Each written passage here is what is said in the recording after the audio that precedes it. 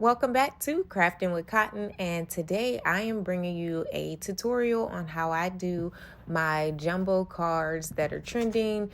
Wanted to create this video because I know a lot of the tutorials show you how to do it with adhesive sticker paper and printing it from home, but I know many of you don't have that option to print from home, and it's just you're not making enough cards to purchase a whole pack of the adhesive sticker paper. So I'm going to give you an alternative that you can do that's cost effective if you're only doing like one or two or just a few of these jumbo cards. So the first thing that I did is, one, I created all my templates. So I'll leave the link below if you want to purchase any of my templates. I have a ton of them. But nonetheless, what I did is I went to Fedex to have these printed out on their glossy paper. It's like a thick paper. I'll leave the information in the description box on which paper it is. You can also go to Staples or pretty much any print shop to get them printed out. And I believe it was like 96 cents per page. So like I said, very affordable if you're only doing a couple.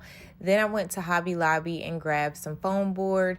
Theirs is a little bit more expensive than the ones at the Dollar Tree, but that's because the quality of them is a lot better. But of course, you can do this with Dollar Tree foam board as well. You're just going to pay like 74 cents more, and you can fit 5 of these sheets on one foam board. So I'm going to show you 2 ways to adhere these pages to your foam board. The first way I did was using this Elmer's spray adhesive. I had never used this particular spray adhesive. The one that I normally use comes in a can, like a paint spray, or excuse me, spray paint can. That's the type of spray adhesive that I'm used to using. But I saw this at a Dollar Tree and wanted to give it a try and see how it worked out. It is a permanent bond. So as you can see, I'm just spraying this all over the back of the sheet as well as the foam board. And then I'm going to go ahead and push it down onto the foam board so that it sticks. You want to make sure you're holding one side, doing one side at a time so that your paper is not shifting around on you. Now, what I will say, because I like to keep it 100 with you guys on this method, it was not my favorite method, okay? So the nozzle for this particular spray adhesive kind of goes everywhere. You have less control of where it's going and spraying, and it's hard to get it on like the edges because you want this paper to stick all the way around. You want all the edges to be glued down to the foam board, and it's just difficult to do that with this particular spray bottle without getting it on the front of your printout. Now, what I will say, though, is when it dried, and because I did get some on the front of the printout, when it dried, I was able to just take my nail and lightly scratch off the dried glue. So, I mean, it is doable, but like I said, not my favorite option for adhering it, but it is doable. If you are going to use a spray adhesive, I would highly recommend getting the ones that come in a canister similar to spray paint or hairspray canister. Those are going to be the ones. So then I take an X-Acto knife or a box cutter or utility knife, and I just take my time and glide it right on the edge of the sheet of paper to score the foam board, and then eventually cut it all the way down. And then you'll see, I'm going to show you in the next option what you can do as far as pre-cutting the board and adding your printout on that. So you want to, it takes a couple of, I think I went across this maybe 4 to 5 times on each side before I was able to get it out. As you can see, it's out except for in the corners. So what you want to do is just go back through until you get that section out completely. You don't want to force it out so that you can get a nice clean cut, clean edges. So this is what it's looking like. And I love, or you may not know, because I do graphics and designing as well, and I haven't really done too much of that on this channel, but I love to make things look as realistic as possible. So since this is supposed to be a card, cards have a backside to them, even though they are simple and usually just have like the price and the barcode and things like that. I wanted to add that to, or bring that to this particular trend. So all my cards come with the front and back, so that it's as realistic as possible, and it gives it, just adds a little bit more pizzazz to the design. So here I'm just spraying the back side of that foam board, and then I'm going to add the back piece of this printout to the foam board. Now, make sure when you're adding your back side that you look to see what direction the front is going, so that you put the back in the right direction, because you don't want to flip it upside down accidentally.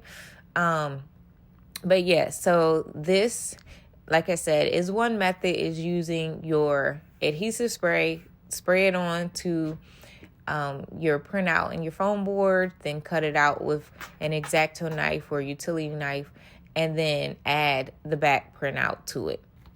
So this, again, is option number 1. Now for option number 2, I'm going to be using some Mod Podge and some sponge brushes to add it onto there. So the first way I did this is just putting the Mod Podge directly onto my foam board. Now what I did is I actually pre-cut the foam board this time, and I will say I like the pre-cutting of the foam board because it's less board to work with. It's already cut to size, so you're not having to awkwardly work with a full piece, and it's already cut. So if I were to continue to make these, I would highly recommend pre-cutting your board. So all you have to do is lay out your printed image onto your board, and then hold it down very firmly with your hand, and then just score the foam board on each side. And then from there, what you'll do is remove the printed image, and then you'll just follow the path of the scored board until you fully cut out the piece. So from here, what I'm doing is I'm just adding Mod Podge all over this. You don't want it to be too thin, because if it's too thin, it's going to start to dry pretty quickly. And then of course, we want the printed image to adhere to the board, so we don't want it to be dry. Which is why you see I'm going back through and adding more Mod Podge. Now, something that I learned after doing this very first one is that it's best to do half of it, or like the first quarter of the board first, and then put your printed image down, so that you have part of it glued down to your board, and then you can continue to add the Mod Podge to the rest of the board, and then just lay down your printed image, so that your Mod Podge is not drying up too fast on you, and then it might be difficult to add more Mod Podge in those specific areas that are already dried. So let's see here. It started drying on me by the time I got to the very bottom of it. So I had to add some more glue. So like I said, just adding like the first quarter or the first half of the page first, and then adding more glue and the rest of it down will prevent that from happening. And then you just want to simply smooth this out, either with your hand or with the ruler or some straight edge, and making sure that all the edges are fully adhered. If it's not, just take one of those small brushes in your packet or a toothpick or something like that, and just run some glue around the edges to make sure it's fully adhered to your board. And then something else to note is that I did not do, and I should have done, was you want to lay something heavy like a book or a couple of books onto your board, because one thing I noticed, as you'll see right here, it's lifting up, it's bubbled up, and that's because I didn't lay something heavy and flat on it while it was drying. It doesn't take long to dry, so you won't have to leave it on there for too long, maybe like 30 minutes, but that will prevent that from bubbling up. But these are some of the other options that I did, and they turned out nice. So then what you want to do as far as putting your treat box on, my squares are exactly 5 by 5 inches, and I found these amazing treat boxes on Amazon. I can put the link down in the description box. It does have a little tab that you can securely close it. These boxes are nice, sturdy, and the closure that they put on these is very secure, which is one thing that I like about it.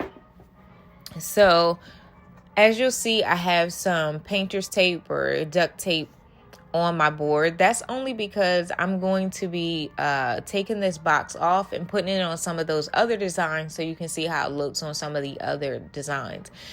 And then I'm using some double-sided nano tape, which is just heavy-duty double-sided tape. You can also get from Amazon or like Walmart, Target. They sell it pretty much everywhere. And so all I'm using is 4 small pieces. I'm going to add it to the painter's tape, duct tape. You can skip the duct tape part because like I said, I just wanted to be able to take this box on and off and put on some of my other designs so you guys can see them on this tutorial. Here I'm just taking off the clear pieces that come on the nano tape. But what you want to do is put it down on your printed design, and you want to press it really hard to make sure that it's fully adhered to your image, and then take those clear pieces off. Then from there, we're just going to simply line up our treat box onto the double-sided tape and inside that printed square as a guide. And then you're just simply going to firmly press that down onto those double-sided pieces of tape. And then your box is fully secure. One thing you'll notice, and I highly recommend, is that the closing tab you put in the upward direction. So as you can see where I'm closing it at the top near where the to from and the little boy is. And for me, I just found that if for some reason, God forbid, the box opens, it'll open and the stuff hopefully will fall in the lid versus it opening from the bottom and then falling all out. But again, you can put a piece of tape for even more added security. So here I'm just adding some filler in here because these boxes are a little bit deep. So depending on what treats you go with, you may or may not need fillers. Okay, let's pause on that for real quick. I just wanted to show you that you can fit miniature bottles of liquor in here. Not for the kiddies though, so let's go ahead and take that out. So if you go with, let's say like a small bag of chips, you won't need filler at all because those bags have a lot of air in them and they take up a lot of space. So if you go with like chips or those bags of cookies and, just different things like, what else is lotions and balms and different things like that, or perfumes or colognes, those tend to be bigger in size, so they'll take up a whole lot more space. So depending on what you put in your box will depend on if you need to add some sort of filler. So I'm just adding some treats from the bakery, like a chocolate covered pretzels and cake pops and candies and things like that for this example. And then all you do is close the lid up and your treat box is all done. And like I said, we got front and back. And then the to from, you could simply just write with a marker or a pen who is to, who is from. And that's pretty much it. So again, this is an option if you don't have a printer at home and if you don't want to buy a full pack of adhesive paper. This is an alternative way to construct your jumbo cards for any holiday, not just Valentine's Day. So let me know down in the comment section what you guys think of this tutorial. If you want to see more tutorials like this, just let me know, and give your girl a thumbs up if you enjoyed this video and found this useful. And until next time, thanks for watching.